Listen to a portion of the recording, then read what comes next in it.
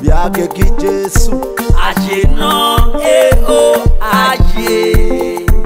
Let pass Sunday o were Jonas o we do baba Sunday ọmọ we ni je were o were nu ya pasi yan tie ba o kan yin ga tie baba ku ye meji we o se o kan eyin ga o pupo nu pasi yan ye no ye ki jo we bese a o Yesu baba Sunday ọmọ we ni je were o were nu ya pasi yan o kan yin ga eji we o se o ye ma gege we wo yo eye na je we pasi yan ye ki jo we bese o warie era no bo mo ya mo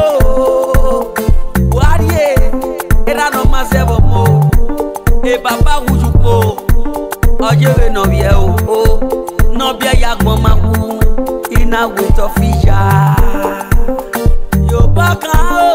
o mari pro Baka utu mari wo asupe veri no Mauricio otu no wiyaga kwekena ropa mama boy mo wiya ma elukuje aga kwanye Morita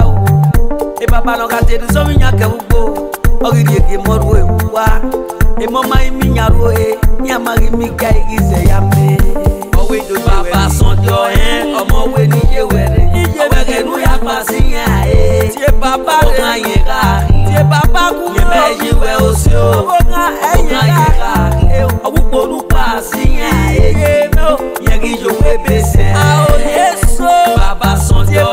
ọmọ we ni je were o were ya pasi yan o kan yin ga ye meji we o se o ye ma gege we wo yo na je we pasi yan ye ki jo we bese o let Mr. Sunday Owi community of Bia North East local government Edo State no pave we 1994 ukie hampo ugu ga te ge mo wa la dia ne ku ke ye baba uge te kaka po ge mo ye baba o ukeri baba e photo e jeri na e baba dari to ke baba meje na bia bi ke baba na ri mi wi ke baba e mo gi na wala dia o iya su se ni koka iya de bedare iya mari mi go ya jo pepe uzi ba bera dia pe Mr. Jonas ebe baba ye fie aka Solid Money the Atalakpa one of the universe baba Regiso uwo me ejane baba Sunday ọmọ we ni je were o were nu ya pasi yan tie baba o kan yin ga tie baba ku ye meji we o se o kan eyin ga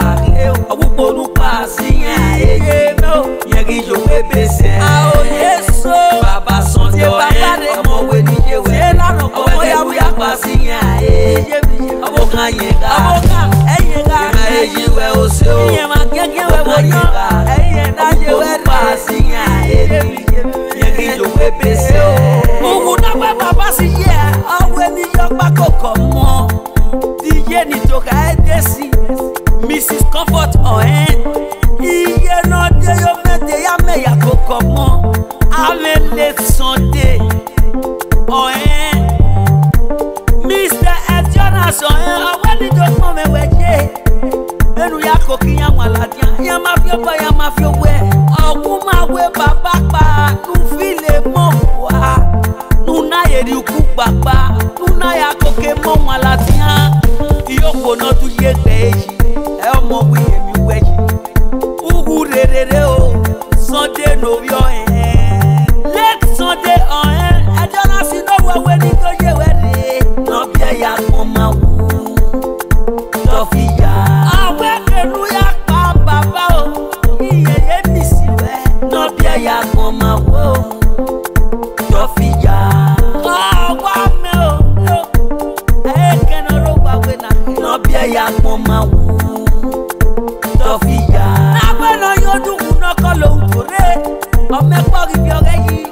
bia ya mama wo Tofika Ajana si weke nu ya pa baba Ayo mami obe ebe ye no bia ya mama wo Tofika Adi yagi weme wese yina we no keno na je were no bia ya mama wo Tofika Agaje were agajo no bia ya mama wo Tofika na no masebo mo mojo wende no bia ya mama wo Tofika